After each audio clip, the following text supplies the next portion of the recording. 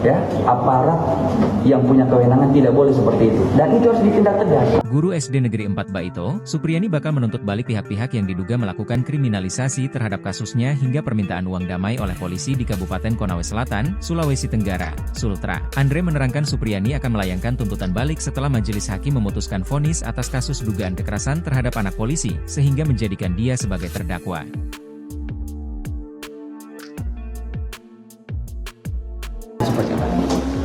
Kemarin ya, mulai dari awal itu saya sudah ada panggilan ke Propam kemarin. Namun sebelum saya berangkat ke Propam itu, saya dibawa ke Rujak Kabupaten untuk dipertemukan oleh orang tua korban di sana.